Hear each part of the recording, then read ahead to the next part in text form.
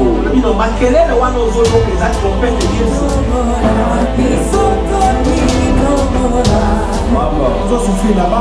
You assemble your children in our Sabbath and our Kabbalah. Show. Tell them I see. Ukabibu tumoko pona nzambe na bomo. We give one night for the living God. When you are drawing near to the throne of God, sleep not. Hallelujah. Amen. It's a sacrifice. It is a sacrifice.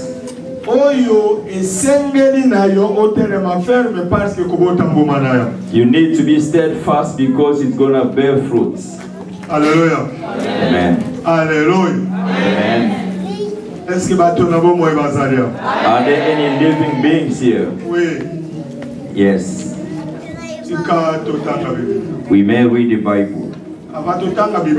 Before reading the Bible, I thank God for the wonders we just heard through our brothers and sisters. God has done goodness to our beloved. My joy is each one of us has got a testimony. For the God we are serving is the Almighty God. He does every minute, every second, every hour, every day. God is always doing things to His beloved children.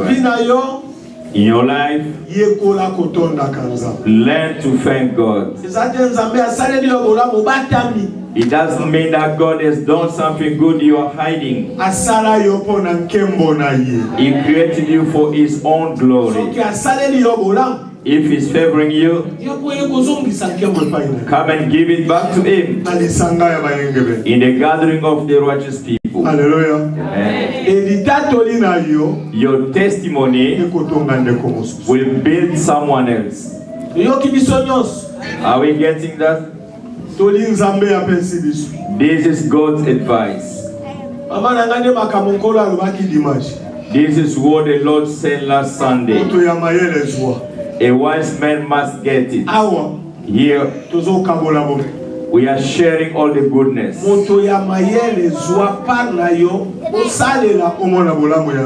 A wise man gets your portion and do it to see the glory of God. All the time God said that there are millionaires amongst us. All the time God says there are millionaires here. Hallelujah. Amen. I thank God for hearing from the mouth of my child. That's what God wants. Hallelujah. Amen.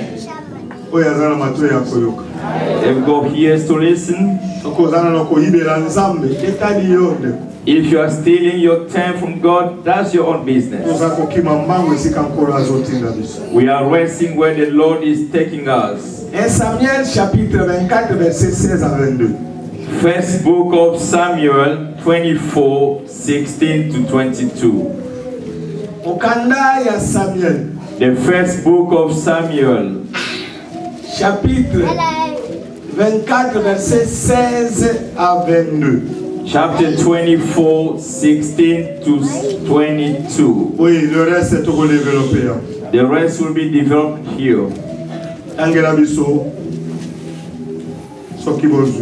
Nous lisons le livre de 1 Samuel le 24 au verset 17 à 22.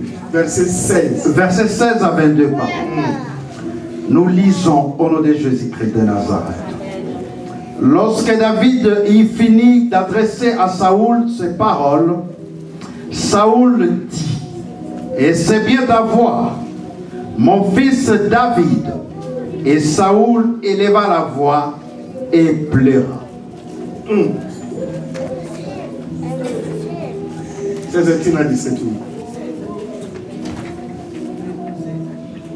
Yahweh akozala zuzi na biso. Ye moto akokata likambo na biso. Non. Anda na 16 maman. Non, non. Et si là qui David dit Koloba. Là qui ça là maman. Ingala wane za ndegeli. Ça la Bible moko ya lingala. Hein? Oui, Tolobi à partir du verset 16.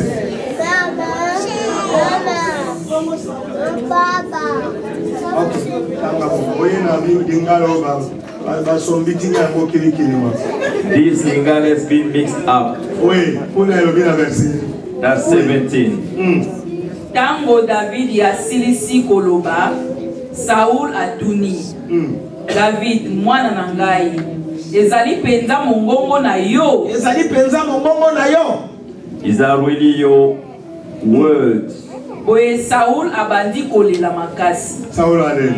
Roi. Azolela liboso na kamwa jeune moko. The king is crying because of this young boy. Sans fonction. Without any function. Alléluia. 17. Yo landa kaka mama. Landa lenge toujours. 17. Et il dit à David, tu es plus juste que moi, car tu m'as fait du bien. Et moi je te fais du mal. Sima alobina David, yo ozali moto malamu, pengai nazali moto mabe. Pamba te yo osalaki ngai malamu kasi ngai nasalaki yo mabe. Amen. 18. Tu manifestes aujourd'hui la bonté avec laquelle tu agis envers moi, puisque l'Éternel m'avait livré entre les mains et que tu ne m'as pas tué. Omonisi ngai lelo te ozali na motema malamu epai na ngai. Pamba te Yawe apesaki ngai na maboko na yo kasi obomi ngai te. 19. Si quelqu'un rencontre son ennemi, le laisse-t-il poursuivre tranquillement son chemin? Que l'Éternel te récompense pour ce que tu m'as fait en ce jour. Nani moto akoki kokutana na monguna na ye pe atika ye akende malamu? Yawe apesa yo lifuta na bolamu sali ngai lelo. 20. Maintenant voici, je sais que tu régneras. Alléluia. Amen. Et que la loyauté d'Israël restera entre tes mains. Sikoyo nayebi te okozala mokonzi pe ekolo ya Israël ekozala malamu na tango ya bokonzi na yo. 21. Jure-moi donc par l'Éternel que tu ne détruiras pas ma postérité après moi et que tu ne retrancheras pas mon nom de la maison de mon père. Bongo na miso na ngai kata seleka na kombo ya Yawe te, sima ya liwa na ngai okoboma bana na ngai te, kasi okobatela bango po libota na ngai ebunga te. 22. David le jura à Saoul, puis Saoul s'en alla dans sa maison. Et David, ses gens montèrent au lieu fort. David akati seleka na miso ya Saul. Sima na yango Saul azongi epai na ye, pe David na bato na ye bamati na esika bazalaki kobombana. Amen. Tika to monde. Let us pray. Nzambe na nkemu. God of glory, Nzambe na bomoi. the living God. the King of Kings and Lord of Lords. God, I come to share the goodness in the midst of your people. Just to transmit what you tell me to tell your people. May your favor flow this evening. May your loving kindness be in the midst of us. May your mighty hand act upon the hearts of your people. Let us be a channel of blessing. That you are going to use this moment for the goodness of your people. I take authority upon anything that does confess your name in the midst of us.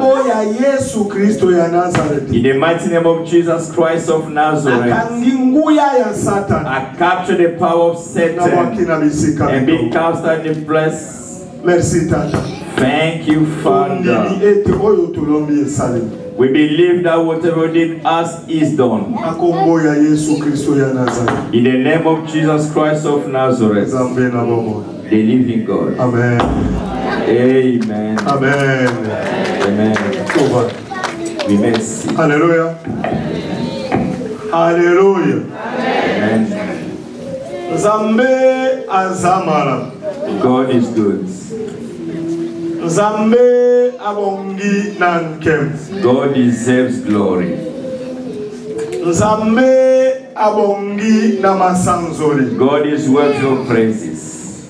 Sokitoza oyo tozalelo ezamisala ya maboko ya Nzambe na bomo. If we are where we are today, it is the works of the living God's hand. Obateli malamu abateli bisu. The good shepherd has protected us. Obateli malamu asali biso ngolu tozala oyo tozalelo. The good shepherd has made us to be who we are today. In a different way, I would say. Being alive, it is a gift of God. It is God's mercy. It is the loving kindness of God. It is the favor of God. That's why we are where we are now. Hallelujah. Amen. That's why in your life, learn how to be thankful to God. Learn how to thank God. We are not living just by our own righteousness, but we are living by God's mercy. What Jesus Christ sent me to tell his beloved people: recherchez la paix avec tous. Pursue peace with everyone. Chacun. Everyone. You must seek peace.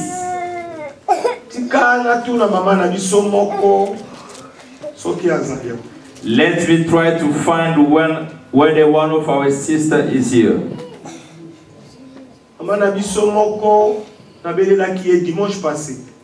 I did call for her last Sunday. I do not know whether she's in the midst of us. She came, but she was recalled to go to a workplace. I've forgotten her name. Mama Fanny. Mama Fanny. Azali. Is Sister Fanny here? Would you please come forward? Hallelujah. Amen. Do forgive me. If the word is coming from God, it is very important to build the people of God. Be at peace. This is the family of the righteous people. These are your relatives. He has got a testimony that is very crucial for us. This is the first time to put a step here. Yes.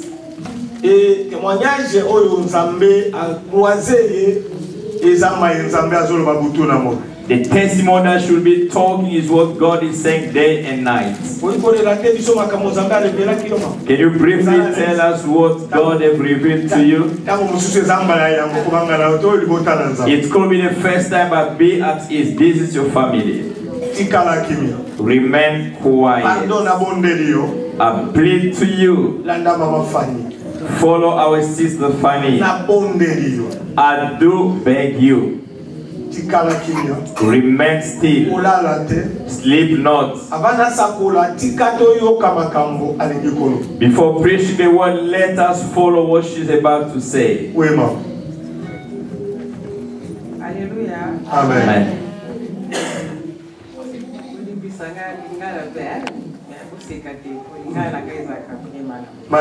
Please bear with us because Lingala is so. Na 2017, naza kufanya Halifax. In 2007, I was living in Halifax, not far from Huddersfield.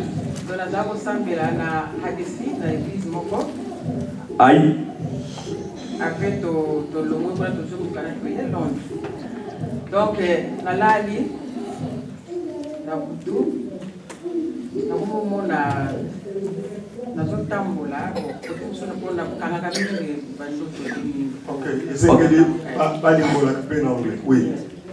I used to go to Huddersfield in a church, but when I got my immigration status, then I moved from Halifax to London. And I'm not someone who really get to use a dream. So once I get a dream, I don't really capture it properly.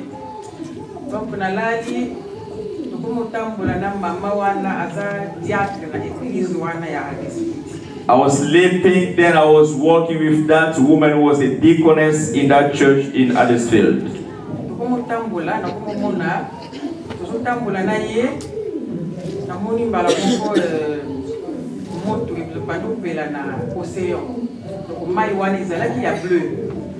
Then while we were walking, there was fire in that big ocean. It is a blue color. I saw this type of water in Seychelles Islands. The Seychelles is a small island in Africa. The water was burning fire, so to speak.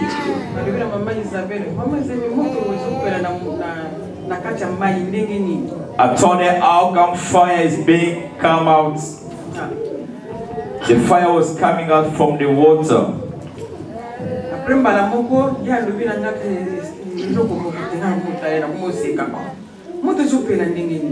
I did ask her how come fire is coming from the water.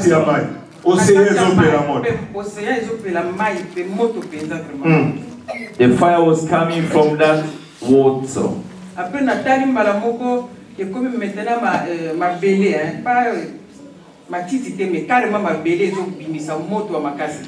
They're not grasses, it seems like the earth was bringing about fire. That fire, I've never ever witnessed that.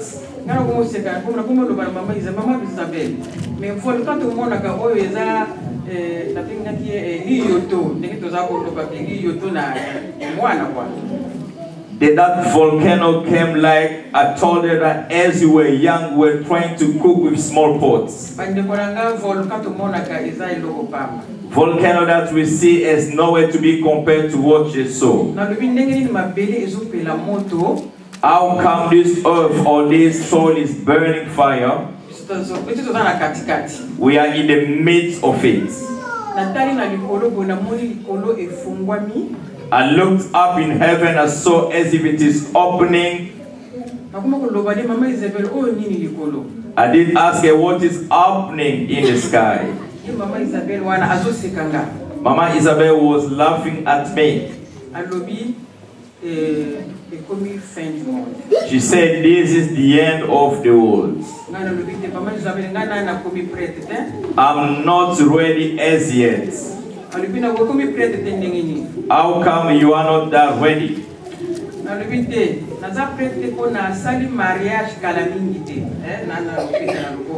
I'm not ready because I just got married. You are just preoccupied with your marriage. Hallelujah. Amen. Oh, eza normal mana lobaka na boko lobako tipasema kama msuza aganeti secret mais fona loba parce que comme na yeli boso. Imbisa mama, il faut que loba yango pona bolamo ya libota na za. Na lebi na kuto sala mariage kala mingi mobali na sali to sali mariage na lobisa ka yeti. I just got married, but the husband, I don't really speak to him that much. Papa ya baya na ngape na lobisa ka yeti. The father of my children, we don't really speak. Donc pesa sana ngako pokate pona komata. I'm not ready to ascend. La fin du monde na limite za la maintenance na za prête. I'm not ready for the world to cease now. Ye mama wana kuma usikanga. And she was smiling and laughing at me. Why are you laughing to me? It became like a joke.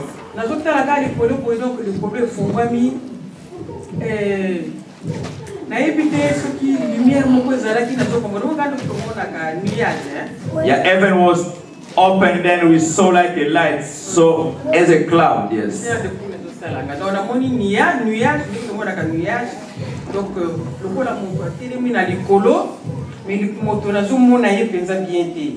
It seems like she saw the cloud with someone there, but you cannot really figure the person. I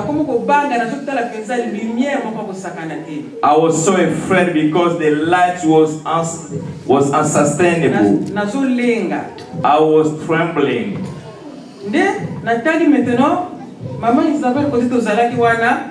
I looked at Mama Isabel where we were. She was nowhere to be found. She disappeared and I said, oh, she's gone. I've stayed behind.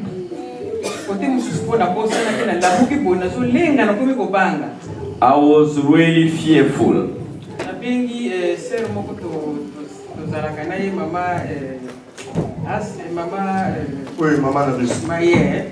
I called my sister.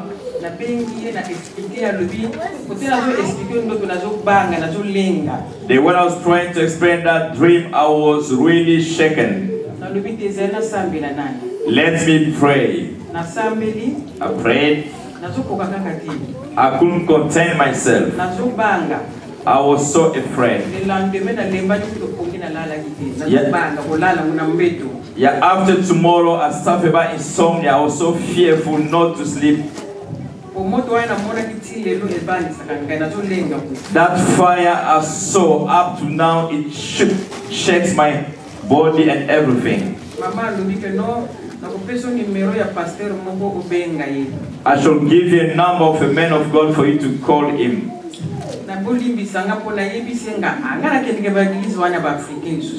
They forgive me because I don't attend these African churches. Because I was so disappointed about these churches. I'll give you a number of a pastor. Then I called the man of God. I presented myself and then I explained that dream.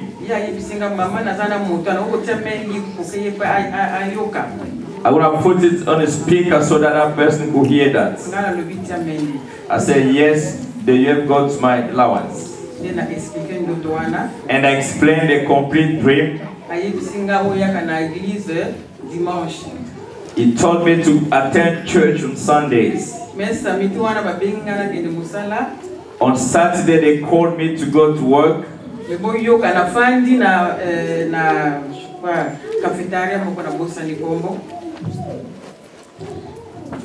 That was in a coffee shop that I've forgotten the name.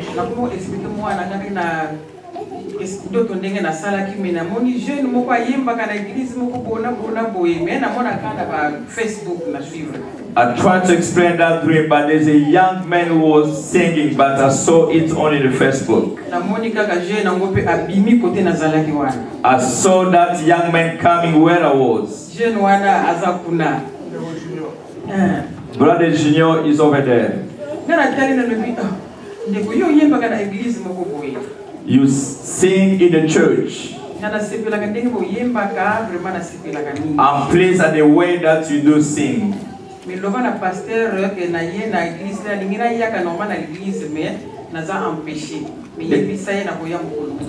They tell pastors that I long to come to the church, but I'm unable. Tell him that I will come one day. Then I slept again.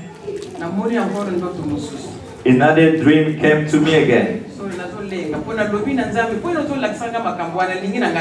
I asked God, why are you showing that to me? I don't want it.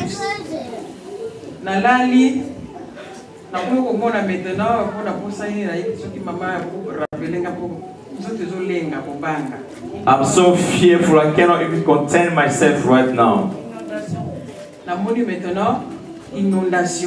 They're doing a submerging.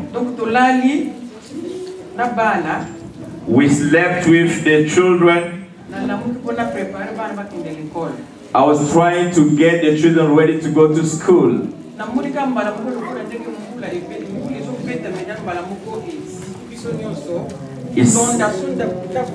It seems like the rain was coming at the point of swallowing us together. I tell to my children, how come water is swallowing us? I looked outside, it was so dark. All of us within that water. The entire world, you cannot even speak about any mountain. There was where I was trying to do my pee, and then I was really fearful and trembling. I told my children, here we are, the end of the world is with us. My child asked me, what is it? We are dead.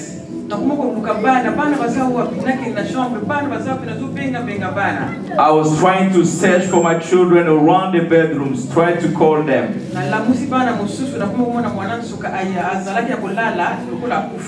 The last child was sleeping as if he was dead. I told God that my child is not dead. Can wake up. He woke up. Let me call that mother to check whether they are still alive over there. I called her, then she said, we are still alive. I'm going to call the child to call his father whether the father is still alive.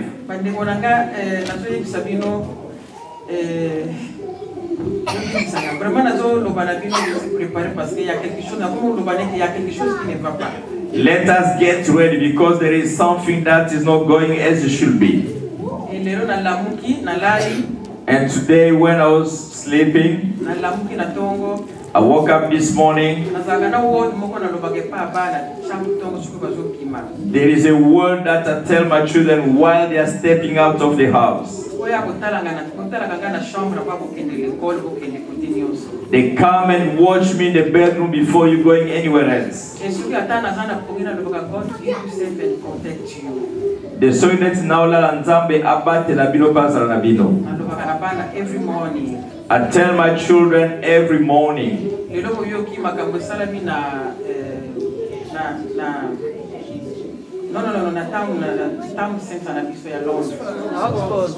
Yes, something had happened in the city in Oxford today. My child wasn't going to go to school. He goes to Westminster University.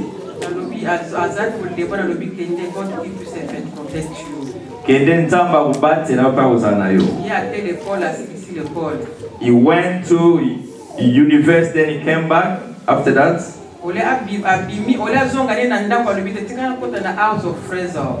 Instead of him coming back home, he went to House of Fraser. And then there was guns around where he was. Then they start to scatter around, panicking, troubling. He called me, but I neglected my phone. I saw some missed call from my child. I called him. What has happened? Things are not really good here. What does it tell me? Yeah, aren't you following the news? Nothing is going okay over here. I was just crying, mother, mother.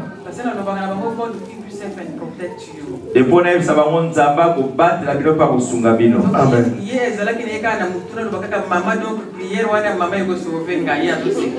That prayer of my mother will sustain and protect me.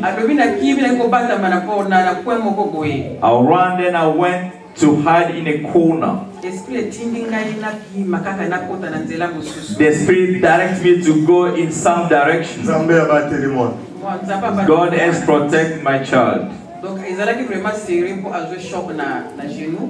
It was so serious because she had a little bit of shock in the knee.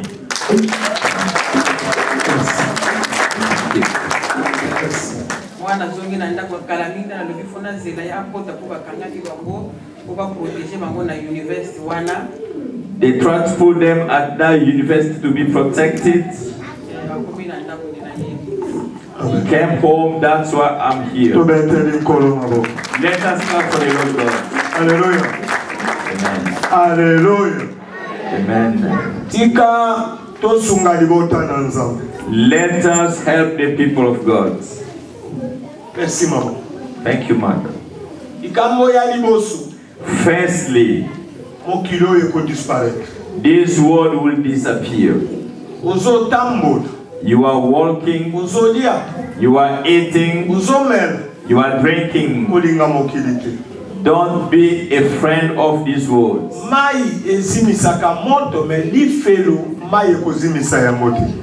Fire can be extinguished by water, but hell cannot be extinguished by anything. Hallelujah. Amen. This world will pass by one day. Il faut faire attention. You must be careful. The time for you to get ready is now. You happen to sin, confess. Cry out to God. Ask for God's mercy. Secondly, that's what the Lord sent me to speak to you today. After me praying yesterday, what should I tell your people, oh God? Alobi yebisa batonanga moto na moto oyazana likambo na moto aluka kimia nanza. God instructs me to tell you that anyone, we have got any issue with anyone, to seek peace. Luka kimia na batu. Pursue peace with everyone. Mama keite. This mother did not go. Did you follow her carefully? The one was in her surrounding was ascending.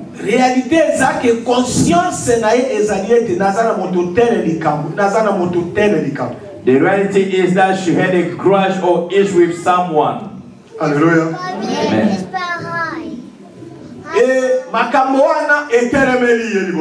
This thing was really was stationary before him. Mardi, Tuesday, the Lord spoke to me about the same issue. Mardi, Tuesday, the Lord revealed to me rapture. My beloved, listen up. The day the trumpet will sound, things that you are doing will be revealed to you openly. Within your heart, your conscience will be aware I was left behind because such thing. Hallelujah. Amen. Hallelujah. Amen. Why are we praying? We had another theme that we're speaking about in a conference. If God is for us, who will ever be against us? That was the theme we're speaking about. We preached on Monday, morning and evening. Tuesday, the Lord spoke. He is coming. When we enter a conference, whether it's morning or evening, the devil tried to erase that from my mind. I took a verse, I gave it to Mama Prudence. That was speaking about if God is for us, who will be against us.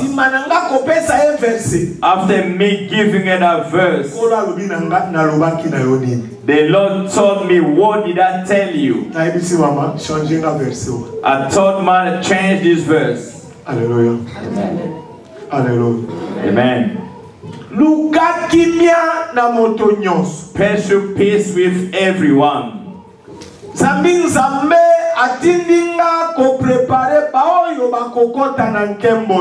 God sent me to prepare those who are gonna enter into His glory. Listen carefully, my brethren. It has been 5 years. I'm with you together.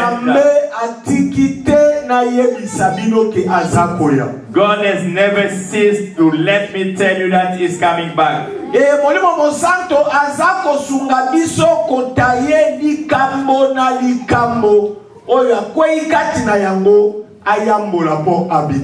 The Holy Ghost is trying to make us sharpen. Anyone who's fallen in sin can be saved.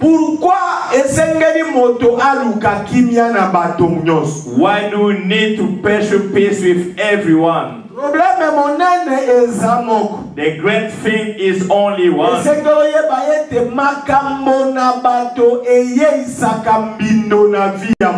You must know that only grudge against anyone will make your life filthy. Conflict with others will bring impurity in someone's life. If you have got issues with others, you are conflicting with others, you have got enemies with others. I'm telling you, if the trumpet sounds, you will be left behind. Because you are so impure in heaven, a filthy man will not enter. Listen to me carefully.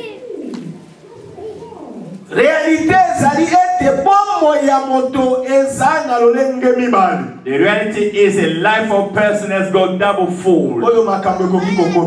That things can reach that person. Under the sun that we are, there are two categories by which things can come to you. Firstly, things that you have done. Those things have born conflict in people's hearts. If such things are in you, you have got the duty to humble yourself, seeking peace with everyone. Secondly,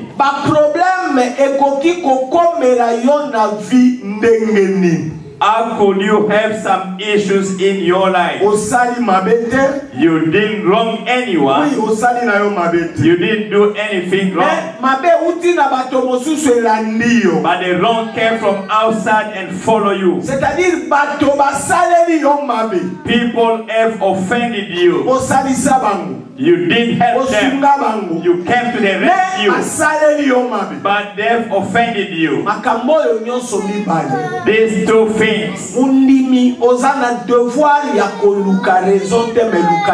As a believer, you don't need to look for excuses, but look for peace. How could you treat such things towards your offenders? how would you treat it? If pagan treat themselves with rancors, grudges, and discords, totalement différent à It's totally different to those who believe Jesus Christ as Lord and Savior. Firstly, il faut que makambo oyo Satan amemi yango na biti moko akomisa yo mbindo. You know that all this thing came by Satan for one purpose, to make you feel filthy. Satan azalaka peto. Satan was clean. Listen to me. He was a sent angel. He knows the holiness of heaven. He knows that anyone who is impure has got no access into heaven. That's why if you don't do anything, things will follow you. It's coming only for one aim, just for you to become impure. For you not to be able to enter once the trumpet will sound. Things that have entered into couple, you are here. Jesus Christ is saying there are so many conflicts in households. Listen to me, mother, you are here. This is what God informed me to tell you. Be careful. Be prudent towards your husband.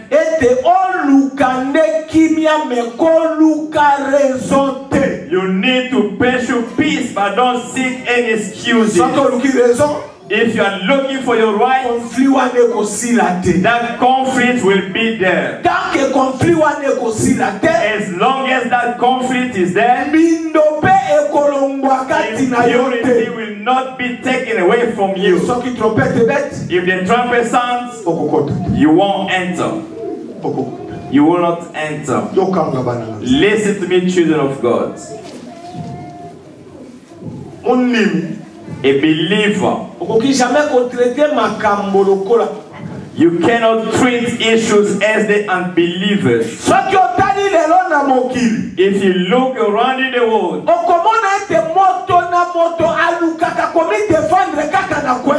anyone will try to defend himself in his own corner. Each one of us is seeking reasons. He will try to explain to everyone how come he is not guilty on that issue. This won't bring peace in your life. This is the unbelievers. They want the people of this world to give them that winning style. By you, a believer, you don't need people to crown you as an overcomer. A believer will seek his reason from the living God. For you to be made righteous by God,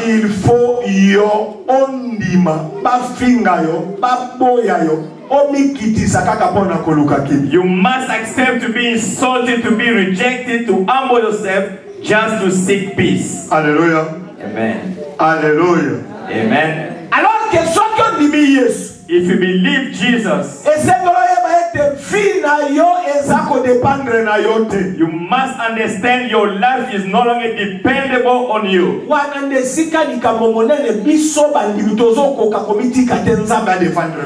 That's where we don't allow ourselves for God to defend us. As they've done this to me, I will seek for other people. You are going to call everybody unto the point where you are going to be weary. If you take that issue and submit it into God's hands, I can tell you God will make you an overcomer, for He knows the truth. Hallelujah. Amen. You have got an issue with your husband. You have got issue with your children, with your friends. I beg you sincerely, go and pursue peace. I beg you. I plead to you. I do beg you. Anything that you might face, know that God will defend you always. No matter how long you expect, no matter how many years has gone past, God will justify you as long as you have a reason for that issue. In another way, I would say,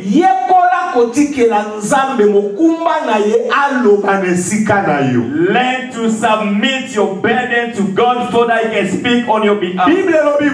This is what the Bible says. The one who speaks so much will sin without even understanding that. If you like to say so much, you are going to sin surely. You shall be sinning. Whoever believes Jesus Christ as Lord and Savior, know that God is the defender of your life. You know the one who's special peace? He will be taken advantage. They will take him as a useless person. They can even call you a stupid person. You will look like you are a lunatic person. While you have gone down, you humble yourself at the point of asking for forgiveness. You cannot imagine the greatness of what you are doing. Read the Bible. People of God, read the Bible. If you read the Bible, you should receive wisdom in your life. Let me say in a different special peace with everybody. The one who's special peace will never proclaim anyone. If you are threatening someone, know that you have already sinned. Hallelujah. Amen. Hallelujah. Amen. Hallelujah. Amen. Just shake the one next to you, sleep not. Why are you sleeping? Listen to what God has instructed for us to listen to. The one who's special peace will never hurt anyone else. A peace follower will never be angry in his heart. In a different way, I would say, the one who's seeking peace will always do good where there is any wrong. The one who's passion peace will humble himself. He will never be arrogant. He will never seek any excuses. He will never defend himself. He will be a humble person. Sometimes he will never even reply to you. You speak to him, you speak to him, you speak to him. Thank you, do forgive me. Amen. Amen. Amen. Amen. The one who is seeking peace will ask for forgiveness without even regretting it. They can tell you by your friend, why are you asking for forgiveness? You are right. Tell him, my right is meaningless.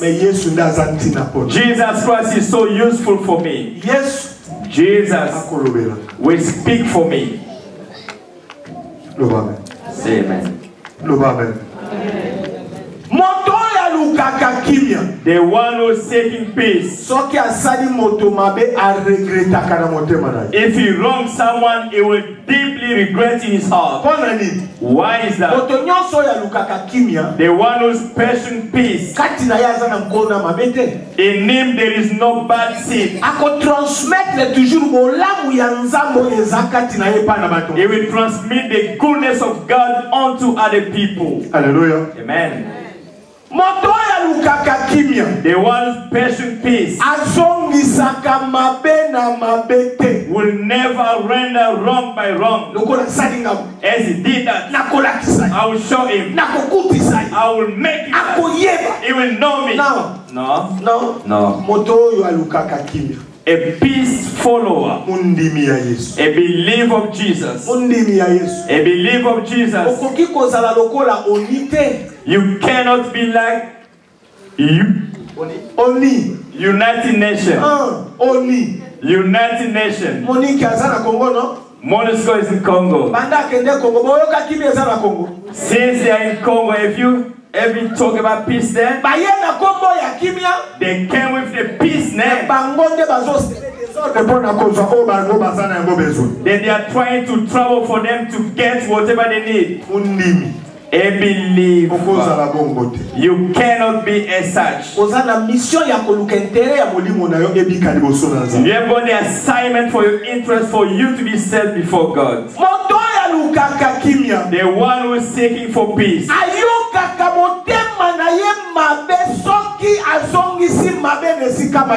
will feel bad if you render wrong when there was wrong.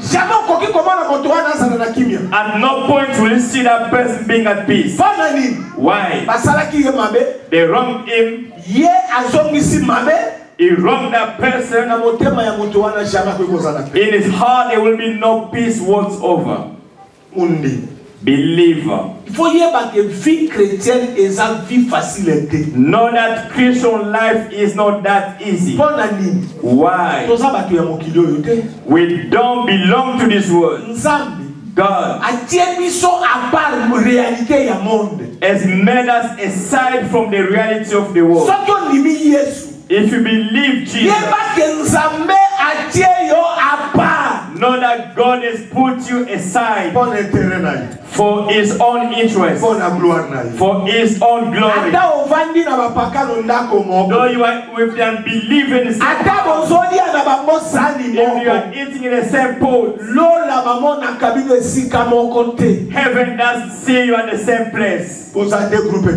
You are two different groups. You believer, don't compare yourself with them. Why? How can you take that pagan attitude? Jesus is coming. Just a little thing can cost you dearly in your life. Something useless can cause you some trauma. Hallelujah. Amen. The word we just read is speaking about two people. These people were Israelites. One, his name was Saul. The other one, David. Saul was a king. King. Yes, got soldiers. Yes, got money. Yes, got government. Yes, got whatever he had. But David had no one. Just a simple person.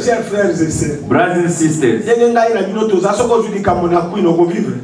as you are here, if you're going to eat with the queen, are you going to live again? You're gonna stay away from where you used to be.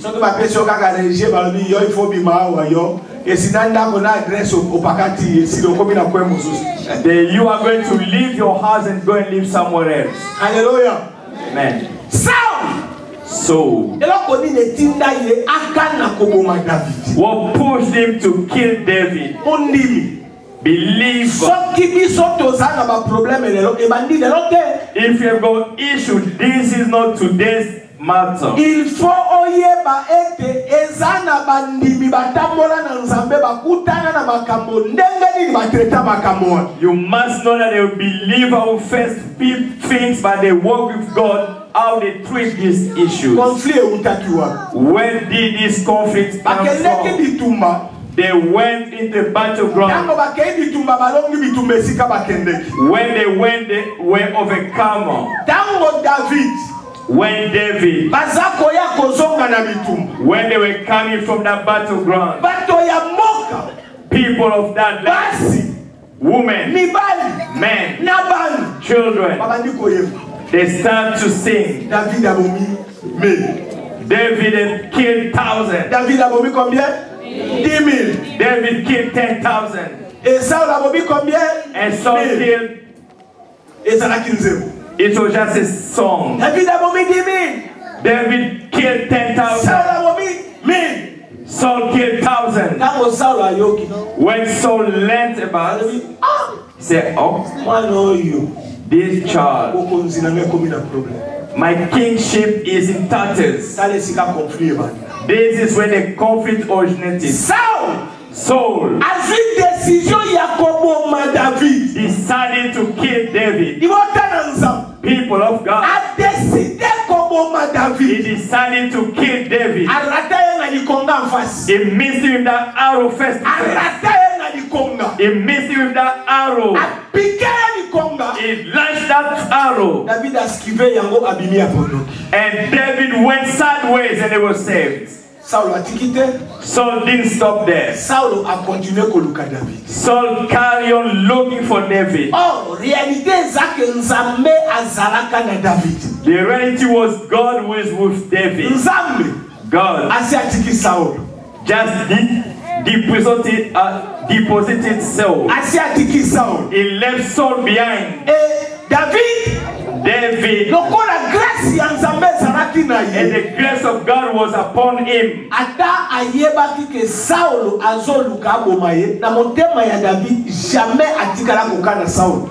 Though he knew that Saul was about to kill him, but in the heart of David, he never fought about. At no point, at no day, one day, Saul went and found the Philistines. When they went to the battleground, on their return, they told Saul by his message that David is here. This is what my Bible tells me. They say Saul, it took 3,000 soldiers, 3,000 men, 3,000 to go and kill someone without any bodyguard, to go and arrest David. If you hear God say the men according to my heart, you must try to find why God is being so boastful about that man. David wasn't someone who was holding grudges. Believe of Jesus. You believe Jesus Christ, but you have got grudges or rank. What type of Jesus you are serving? Let you convert your heart this morning. I beg you. Jesus Christ saying this word with one aim and purpose to convert you. My Bible tells me. So he wanted to go to the toilet. They were in the forest. The king with soldiers, he needed to go and excuse himself. The Bible says he went into a hole where he did enter. This is where David was hiding. He was trying to excuse himself over there. King, my brother, Do good. God will bring your enemies under your feet. Don't look for any right. Even though they are witches, even you don't see them, know that heaven sees them. My Bible tells me,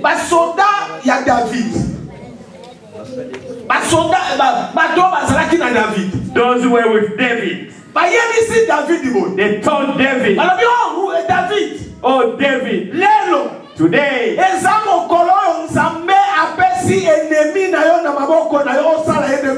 this is the day God has surrounded your enemy to do whatever you want. Look in that hole. Saul is there. Saul was excusing himself privately. He went into that hole. Beloved, fear God. Don't joke with people of God. Don't mess around with anointed people of God. Don't mess around with someone fearing God. My Bible tells me, when Saul wanted to come out from there, David took the arrow and then discharged his clothes. When the king came out, David came and screaming, oh king, king, my father. Saul was so astonished. If you and I could have killed Saul, it's not the case. We could have killed him. The one who's trying to kill me. If I take opportunity, I won't joke around. Don't justify yourself. Don't take the law into your own hands. In your life as a believer, seek for God to justify you. If God justifies you, that's enough for your life. My Bible tells me, Saul stood up. He said, David, is this your voice, my son David? Yes, it is me. Look at your clothes, it's really torn away because God gave you to me. Listen to what David said. When David torn away the clothes of Saul, this is what the Bible says. David looked at the bitterness coming from his heart. He felt bad for turning away the clothes of Saul. He didn't kill him. He didn't put any arrow in him. Just for turning away his clothes. David turned around to the people who were with him. God has prevented me from touching his anointed. God has not to stretch forth my hand upon the king. He told his people, don't wrong that person. Hallelujah. Amen. Hallelujah. Amen. Hallelujah. Amen. What did Saul say? Saul said one thing. Hey David, today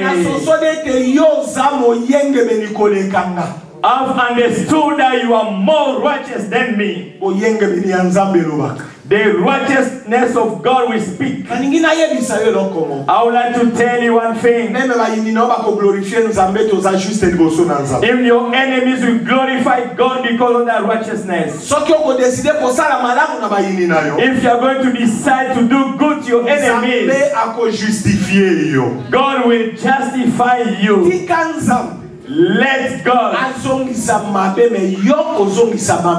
Let God render wrong, but you should not do that. Why? God will always defend his righteous people. Listen to what Saul said.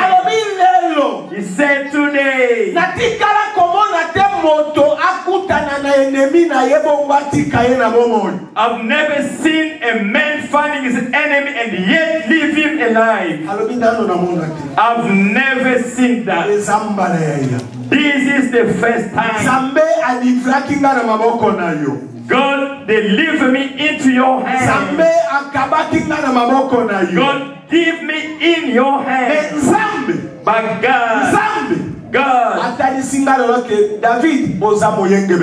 God has shown me today, David, you are a righteous person of God.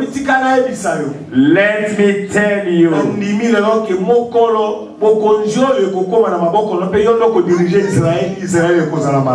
I believe that when this kingship will come upon you, Israel will be rosy.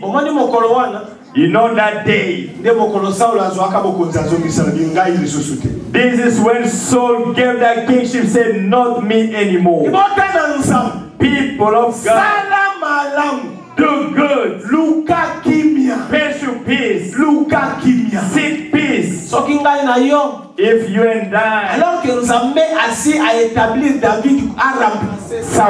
God has already established David to replace Saul. If you and I, God has already spoken. God has already spoken. Saul is just wasting my time. I have to kill him so that I can replace him, all of them. The one who's carrying God will never rest against anything. What God proclaimed for you will be yours. Nobody has got the power to snatch it away. Whatever is yours will ever remain yours. Though they don't want to give it to today, be still. This will be given to you without any struggle. Hallelujah. Amen. Hallelujah. Amen. Pursue peace. Seek peace. If you seek peace, God will favor you. The one who seeks peace will never command the people around him to go and wrong the other person. If you look today, the servant will hide himself to say, go and do that. If you send people, you are also included. But if you prevent them from doing that, you should save your soul. Jesus Christ told me once, Monday in TV, you are here, our woman. You have got issue with your husband. Listen to what God told me to tell you. You have been abandoned with children. You have been left alone with children. You are suffering with these children. Don't push your children to become enemies of the other person. By doing that, you and the children, you are the same. Listen. Tell your children. You see that one? Is your daddy that brought you in this world. When we got married, you were nowhere to be found. We didn't argue with your father. We just divorced with your father. These issues are none of your business. Obey your father. Obey your mother. That's it. That's it. If you do that, your children shall be blessed. My dear brother, I'm going to give the testimony of the man of God. My father, my mother, they just divorced without my knowledge.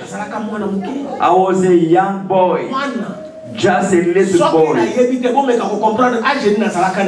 If I cannot recall that, try to understand how old was I. I was growing up by the hands of another woman. My mother went. I did suffer. But my heart I have to do good to the mother. I must do good to these people. This is how I grew up. When I went to Kinshasa, God blessed me as a soldier.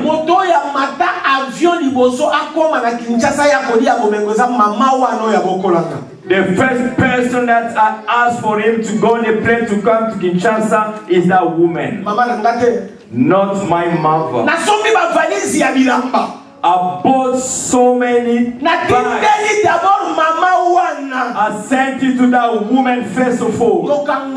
Listen to me. Teach your children how to do good, my dear brother.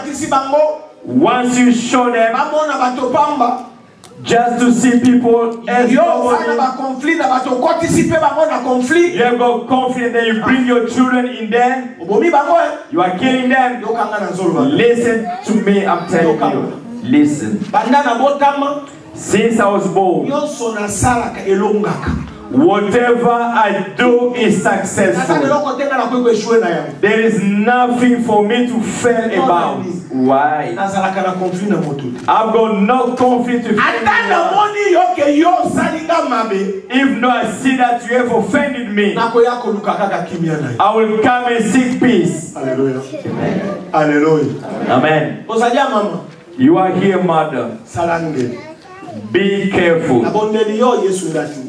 I beg you, Jesus Christ sent me. I don't know what is happening in your household. Jesus Christ sent me to tell you, seek peace. Make your children sit down. Make your husband sit down. Even though he went outside to discharge himself, when they had abandoned you with children, Lord, even though you are right, pursue peace. If you seek peace, God will defend you. God will speak for you. He did speak for David. They wanted to kill him. David said, I won't kill anyone. If not got an opportunity, if not got an ability to kill him, never will I kill anyone. People of God, Jesus is coming. Jesus is coming. This world that we are living in will be burned in heaven. Who is going to have children? Who is going to have a husband? In heaven there is nothing like marriage. There are no children. You and my children, there is only one Father, God. Hey, Father, you are here. Papa Steve, you are here. Papa, you are here. That's not the case. Here, there. Steve, how are you? Oh, Saint Steve. There's no Stefan. I'm going to my Father God. I'm going to the same Father God. Say amen. What can be everlasting in your life? Only righteousness. Only righteousness. Whatever we can have will go back. Patient peace with everyone will uplift your life. Saul gave all the wealth to David. Today, I've come to understand the kingdom of Israel is in your hand. Today, the day this kingship will be given to you, all Israel will be saved. You are a believer. Where is that hatred coming from? That hatred from your heart. Really having that hatred in your heart.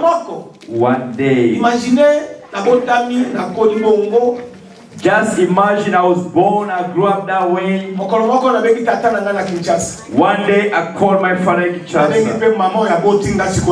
And I called my biological mother in Kinshasa. Each one of them were in their own houses. When they fell in love, I was there. Their business and none of mine. Whatever was the issue is none of my business. This is their own part. One day, I told my elder brother,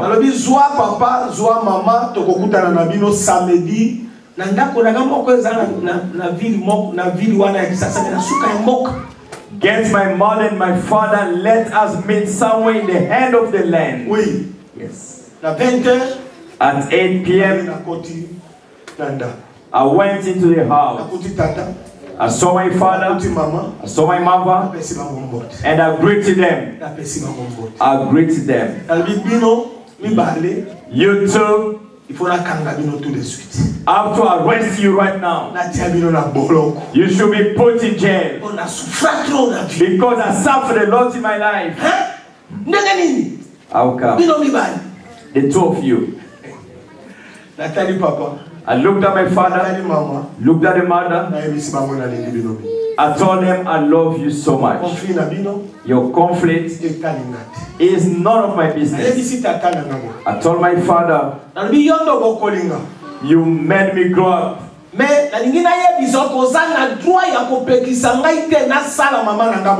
You don't have no right for me not to do good to my mother. Whatever I'm telling you, God is the witness. My father sat there. You, my mother.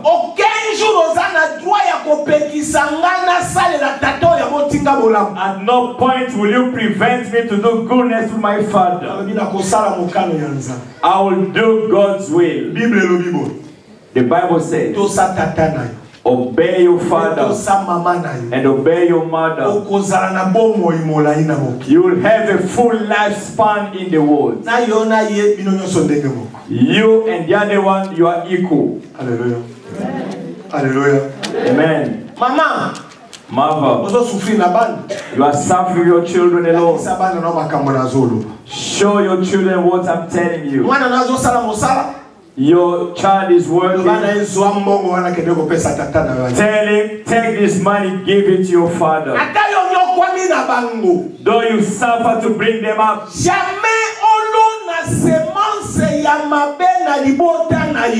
don't plant bad seed within your family. You shall cry tomorrow. You shall cry.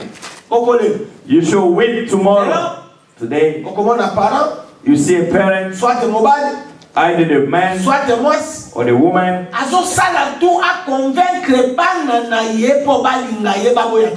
is trying to do everything for the children to love him and hate the other one.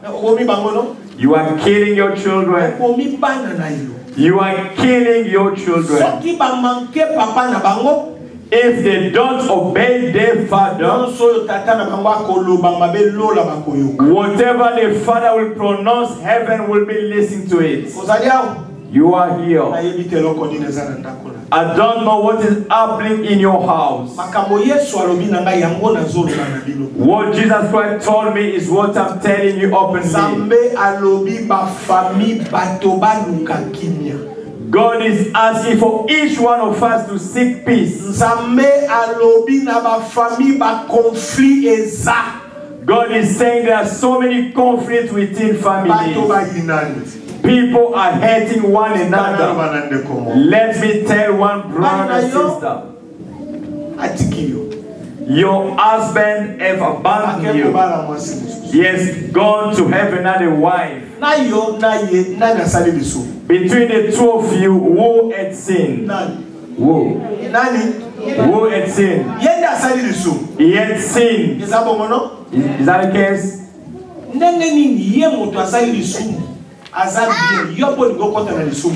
How come the one of sin is good? You want to enter into that business? If you hate him, You and him, heaven is constant equal. Rise up in prayer. Pray for him. Because the darkness world is fought against him. It is not him. It is like your child is stealing. You are cutting every member. You will finish him off.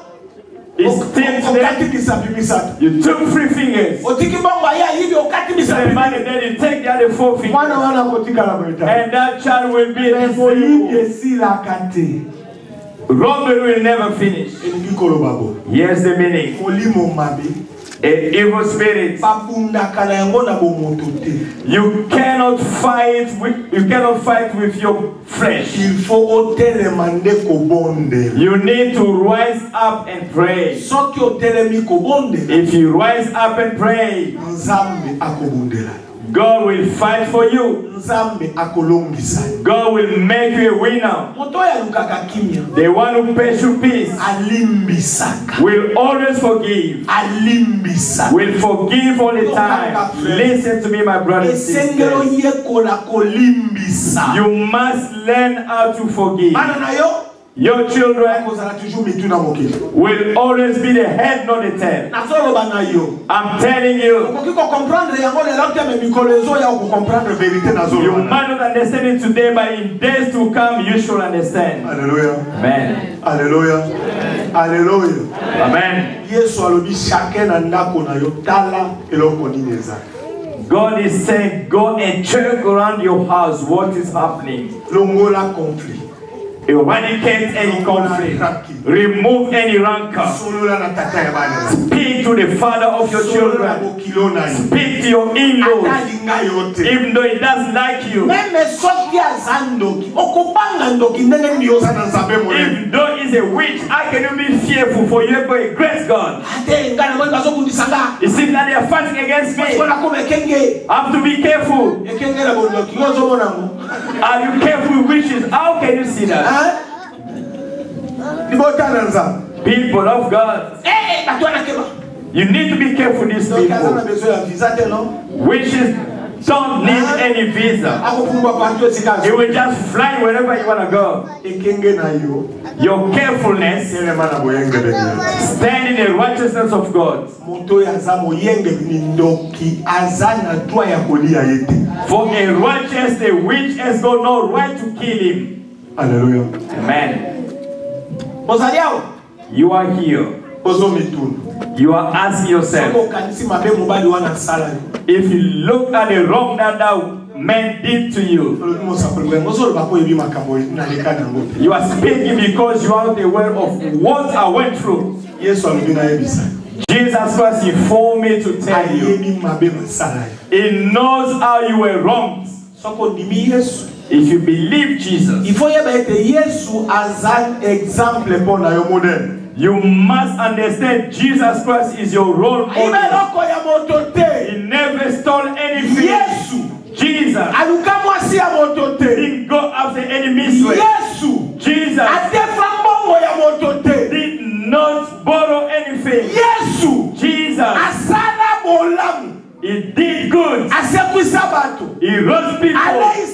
He fed people. People that he didn't help are his killers.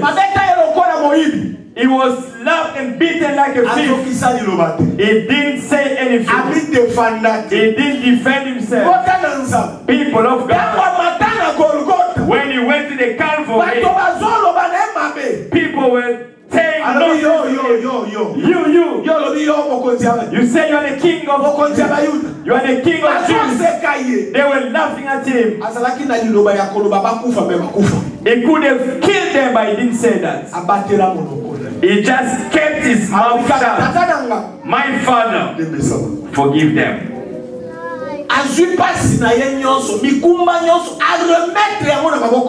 He took all the suffering and the burden and gave it to God. Hallelujah. Amen. Hallelujah. Amen. Listen to me, people of God. Pursue peace. Vous avez un problème là-bas, You have got any issue with your children? Seek peace with them. Vous avez un problème là-bas, you have got issue with your relatives?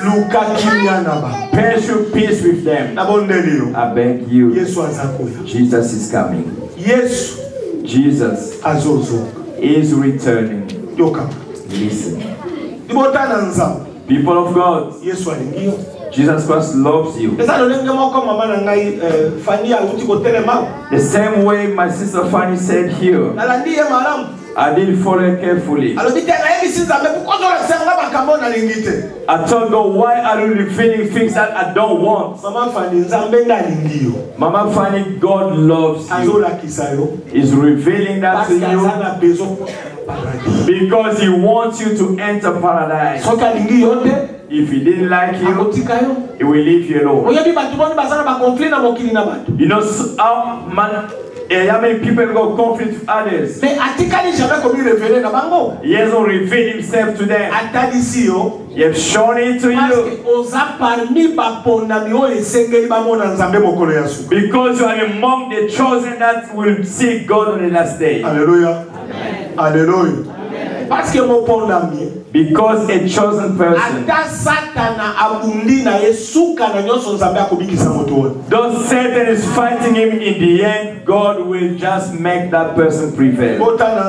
People of God, Jesus is coming. Which issue have you got with any? Who have you got in? So listen to people. He didn't listen to people. David is trying to kill you. Saul believed. Same way they brought news to you and then you just hate that person. Hallelujah. Amen. Hallelujah. You just hated that woman because she took your husband away. Why are you hating her? If you saw her, just read her. Oh, are you okay? Yeah, if it is so painful, just read. Are you okay? How is Anthony? Is Anthony okay? Just cook some plantain because he really loves that. Is that bongo?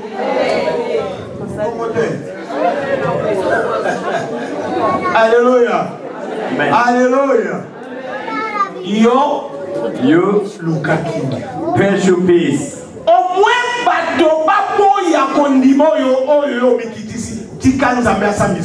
Unless people are not in agreement with your humbleness, let's go judge them. If you ask for forgiveness, the person denied that, fear not, the burden will be on his own head. Hallelujah. Amen. If I go to ask for forgiveness, it seems like he's taking advantage on me. This is how you are thinking from your heart. Jesus Christ said, let him think what he's about to think. But you and I will need to do God's will. This will make us win. This will make us become kings and queens. This will cause the world to testify God is with us. Hallelujah. Amen. I would like to finish with a testimony. I was employed as a soldier. God promoted me from the work I was doing.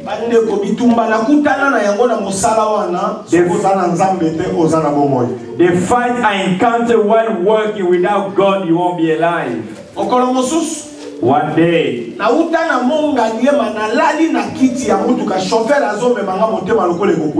I came from Monga Liema, the driver was driving, my heart was really suffocating. I went into the office. As soon as I opened, I took my breath back. That's it. A problem arises to me. If it was poison, I don't know. I went home. I told my elder, I'm not okay. Listen to me. If people are trying to kill you without cause, God will never let them do that. It arrived at 9 p.m. in the house. It seems like I was dying, so to speak. I was about to die. I called my elder brother. Come, as I'm feeling, I don't think morning will reach me. We went in the car. We went through OCPT.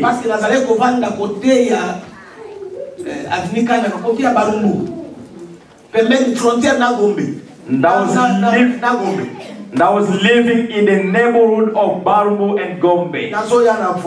I was driving. We went through that area to go through that road called Willeri. In my mind, I wanted to go to hospital called Ngalema. I heard God speaking to me. I was driving. Go to church. And I went through that road called Willeri. The church was in Wangata in Kinshasa.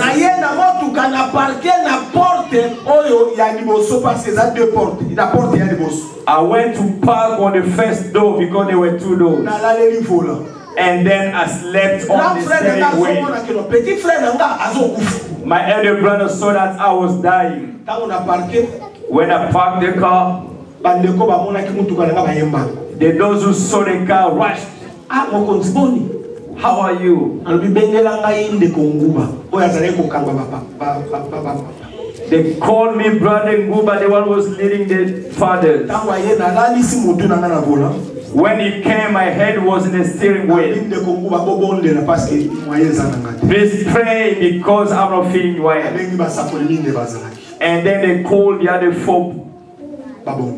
They prayed. They prayed. After finishing the prayer, it seems like they removed that cord that was around me. I told my brother, I'm healed. If they fight you one day, they will never leave you alone. Then I went to Kasavubu when I was blessed with another compound. I went to the office. I saw two people entering the office. Not a dream. Listen to me. Not a dream. Two people entered the office. My Bible was one day open. It seems like death has been put upon me. First to me, there were two people. What is happening? There's a voice that came from me. Start to preach the word of God. And I took that opportunity. The voice started softly. Jesus loves you. Jesus needs you. Jesus would like to convert your heart. As soon as I was speaking, death was getting out. They came out from my office without letting me know. They didn't greet me neither. They went out. The third turn, same way. Entered the office.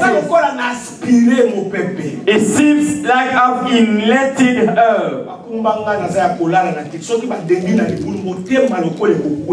They brought me. If I just go onto a bump, it seems like my heart is about to go. When I reached house, at 10 p.m. I did direct my driver to call my brother to come. Listen to what I'm telling you. The elder brother was in jail. For him to come, I might not be alive. Take me to a Belgian hospital not far from Beach Mobila. I arrived there. I couldn't give my normal name because you know the situation of the country. They didn't check upon me.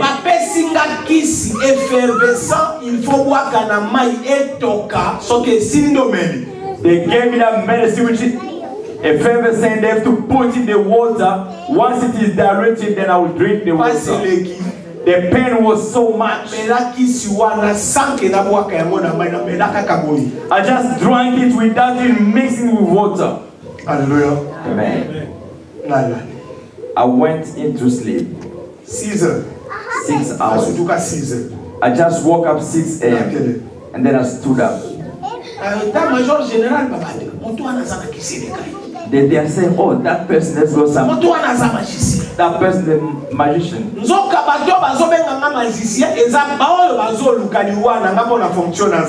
Those who were calling magician wanted to kill me because of my responsibility. This is how God will fight for people. People of God.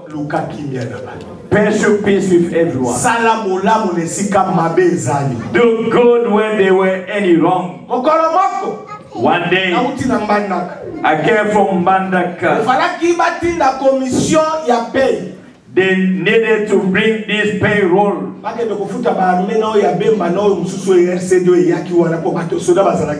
to go and pay all the soldiers of different areas of the country. When I came there, I did put all the money together. And then they shared the money, then I went back. Those who wanted to go in the eastern part. And then there was no plane going to the eastern part. And they started to use the money that was there. And the news came. They told me. I told all the delegates to wait for me. I'm coming to control everything. Hallelujah. Amen. Listen to me. What I would like to tell you. I went and I saw how the money was misused.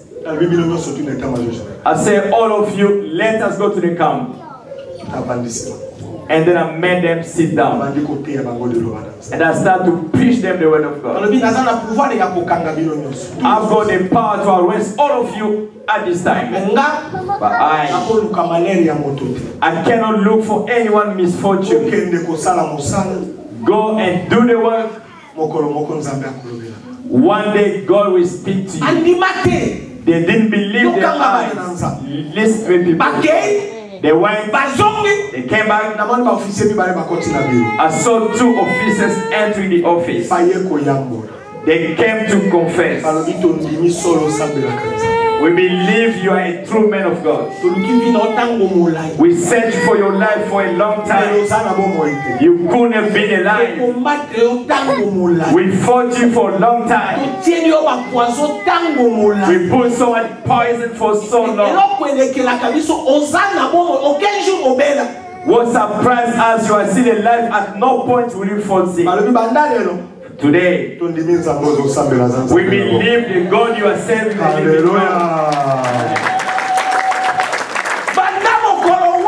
From that day onwards, they converted their hearts. From that day, I would like to help you out. God will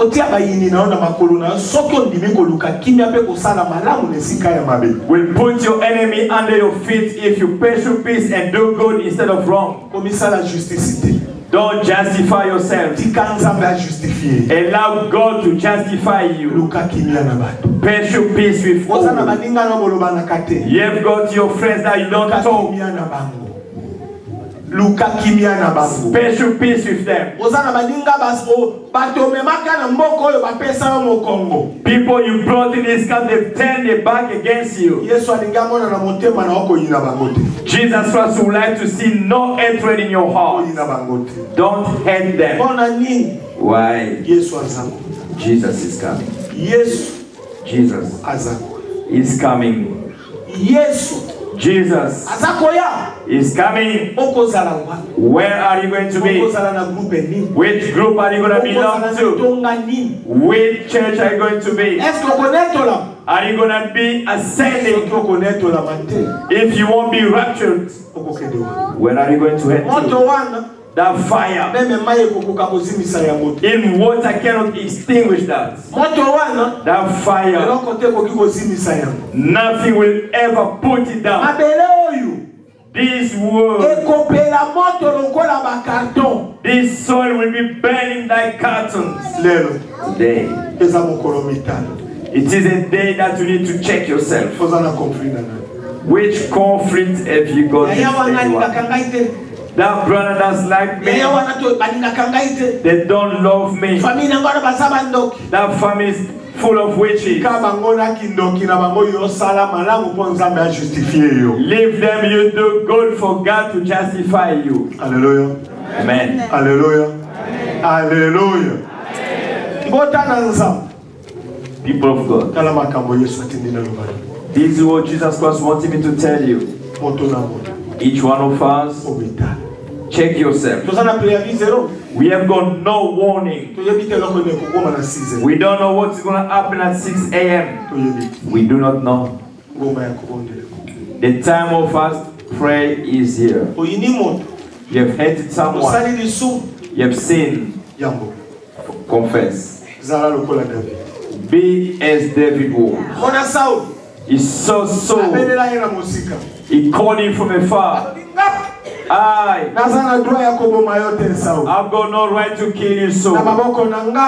In my hands, never. Never. Never ever. Amen. He asked me, what is the noise for?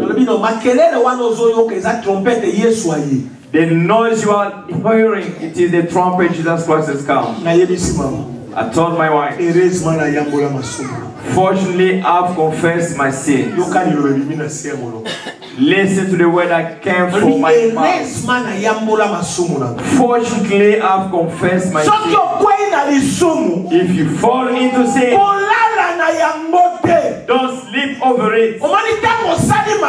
When you did anything wrong, regret from your heart and decide to abandon. Don't wait for tomorrow. If you sleep over it, it will stand against you. He has got a weight of 100 kg. When others are going, they look at the heaviness, you cannot ascend. Just one sin. 100 kg. If there are two, 200 kg. If there are four, 400 kg. Where are you going to go? Hallelujah. Amen. Please, I beg you, please. Our time is. We have come to cleanse ourselves. To take this word and put it into practice. If sins can be put on a scale, we don't know how much it's going to weigh. A little thing that will prevent from someone to be raptured, how much is it? 100 kg for a sin. Hallelujah. Amen. Hallelujah. Amen. Let each one of us. God loves us. God loves us. Tell the one next to you. God likes you. God loves you. Tell him God loves you.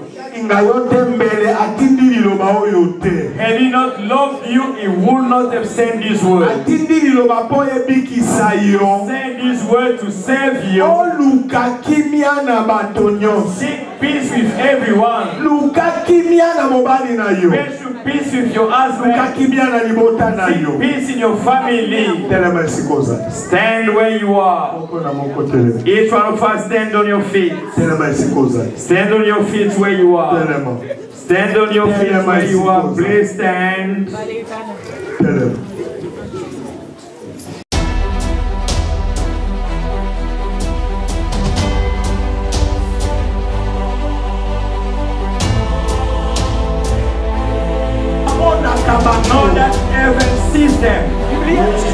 street and you go to what is the noise for?